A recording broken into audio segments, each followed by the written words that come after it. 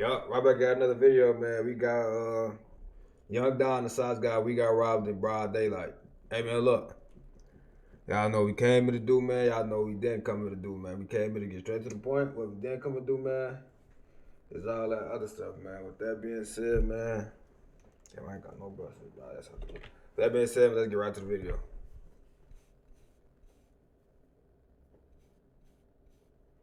Just be yourself, stay 300. Brown grabs my boy, the one who got his phone took, grabs him by the shirt, puts him up against the wall, pulls out a pocket knife, holds it to his stomach, and is like, "You don't want to do that."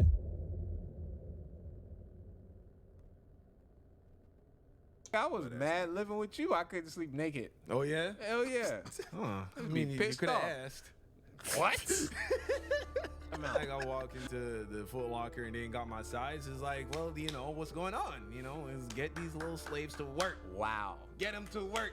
Get their little hands to stitch up these shoes. I need some fresh Nikes. What are we doing? Ain't nothing like crackhead strength. That crackhead immune system. If crack don't kill you, Nothing will. nothing. That crack don't kill you, boy. Crack make you stronger, boy. What COVID gonna do, nigga? You got crack in your system, nigga. You high. Can't do shit. What the cough gonna do, nigga? You cough more smoking crack. I'm not rapping on that. Go ahead, Will. He Yo, said, we about to sit down, record a podcast. Where you doing? You better bring your ass. We about to talk shit for 2 hours. Get them Sour Patch Kids, get them sours. I'm cracking jokes. Don got the beat. And I'm about to go beat my meat. There's a famous quote: "Money is the root of all evil." Have you heard it? It's the truth. What do you think about it? It comes from the Bible, and growing up in Jamaica, that quote made a lot of sense to me. And that's because every night on the evening news, there'd be some tragic story of a family, a business owner, a kid who lost their life over money, you know, a robbery gone bad. So for a long time, I believed that. I believed that money was the root of all evil. But one day, I was sitting down with a wise man. It was my best friend's father, who had made himself a lot of money in his lifetime by building businesses, being his face flat as hell. Going to college, all of that. He carried a gun. And one day, when I was over my best friend's house, he asked me, "Why do you think I have this?" Of course, I replied, "To protect yourself." You know, he was a wealthy man. You know, people knew he was a wealthy man, and Jamaica's a dangerous place. And thinking I was smart, I threw the quote at him, you know, "Money is the root of all evil." He then said to me, "Chris, money is not the root of all evil. Money is what bought me this house. It's what buys you food. It's how your parents get you those video games you like to play. No, money is not the root of all evil. The lack of money is the root of all evil. Poverty." That was a good one, bro. No, hold on. I'm trying to think.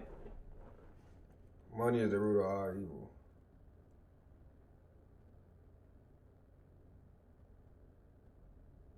Lack is the root of all evil. Lack of money is the root of all. That's true too. What's more, but having money is the root of all evil though. Having money is the root of all evil. Because when you got that money, bro, a whole lot of people, they'll fake their whole relationship with you just to be cool with you, bro. But if you broke, you see what I'm saying, the lack of money, you gonna have the most realest, genuine people around you because you broke. What do you got to offer? You know? But when you get money, you get a voice, you get power. You know what I'm saying? Yeah. You see what I'm saying? I can't fully dissect it right now. My brain ain't really working right now, so I can't, you know. I'll think about that later though. That's why I carried this. Because too many people here don't have enough. And the only thing more dangerous than a man with nothing to lose is a man with nothing at all. That stuck with me. Yeah, that is dangerous, bro. That's true. That is true. The dudes that ain't got nothing to lose, bro. Yeah, them the ones you need to stay away from them, bro. If they ain't got nothing to lose, bro. Yeah, bro. It's a dog. Yeah, bro. That's bad. If they ain't got nothing to lose, bro. No, nothing to lose, nothing. I don't know, man, but both of them dangerous. Dangerous human beings. They ain't got nothing to lose, but they putting it all online. The ones that ain't got nothing to lose is the ones that they lost a lot of family members, they lost a lot of homies. They really hurt. They ain't like, bro, they feel like they ain't got nothing to live for, bro. And when they get to that point, bro, where they just everything just going downhill, bro, they don't care about none of that, bro. They own that with anybody. They don't care, bro. Them the ones you can stay away from. You know what I'm saying? They ain't gonna care about that jail time either. For sure, bro. Completely changed the way I saw money. So one day after school, when me and my boys got held up and robbed as they were walking to the bus stop, I was walking to my dad's office. I don't want to give you too much backstory, but you can watch this video about getting teased for where I lived. It's a funny story about getting teased, walking to my dad's office. People thought it was my house. Go watch this video if you want to get more context. But that day when we got robbed, what my dad's friend said to me made all the sense in the world. I was about 13 years old, you know, very young, very naive, and the world around me, being Jamaica, was a very real place, you know, a very dangerous place at times. But my parents did an amazing job at sheltering me from a lot of that. But no matter how hard your parents try, they can't protect you from the world forever. Hell no. So I'm walking to my dad's office with two of my boys. You know, they're walking to the bus stop to take the bus to go home. So we're taking the usual route, and on the way to where we're going, we have to pass this other school. It was known as Quality Academics. It was basically a school you would go to if you failed high school. You see, in Jamaica, in order to go to college, you have to take this exam called CXC. I think they changed the name. But it's very similar to the SATs. So if you got poor grades on your CXCs, you wouldn't be able to get into a good university. In Jamaica, there are really only like two. And we don't have this abundance of community colleges like you do here in America. So if you want to take another swing at getting into university, you pretty much have to redo your senior year of high school. But there isn't a way to do that in actual public school. So you have to go to one of these like do-over schools, and Quality Academics was one of those schools. Now, think about the kind of kids that completely fail high school, right? Of course, you have those who just, you know, struggle in school. You know, public school isn't always the best. But a lot of times, it's dudes that didn't take school serious because they were busy, you know, chasing girls, ditching class. A lot of times, they were dudes who gave a lot of trouble. Very often, these kinds of guys, you know, grew up in environments where they didn't have a lot, you know? They grew up in the hood, grew up in poverty. So what do you get when you mix a kid who grew up without a lot in an environment that is often violent, who feels the pressure of having to look like they have more than they really do so that they can climb the superficial social ladder that is high school culture? You get the two dudes that were posted up down the street in the cut looking for an easy lick. I saw them as we were walking up the street, and I could tell from a distance that these guys were no good. Back when I was going to school in Jamaica, there was a certain look that all the tough guys had, you know, the bad man look. Uniform was always iron crisp, shirt untucked. They take their baggy uniform pants to a tailor and get them tightly fitted. A lot of times their faces were bleached so they look more light-skinned, and they always used too much gel in their hair, like to get it curly, but they use too much. And, you know, I just started walking the streets to get to my dad's office, so I saw them, and I'm thinking, that don't look good. But, you know, it's three of us, it's two of them. Sure, they're bigger, they're older, but, you know, this kind of thing doesn't happen to me. Like it's something you hear on the news, it's something you hear happening to other people. You know, I'm not gonna get pressed by no goons. So we're walking up the street, we're getting closer and closer, and then we pass them. So I'm like, okay, all right, good, we're good. So we walk past them, and me and my boys, you know, we're talking, we're laughing, all is right with the world, and then I hear some footsteps quickly approaching us from behind. I turn my head, and now they're right beside us. As they're passing us, one of them leans into one of my boys,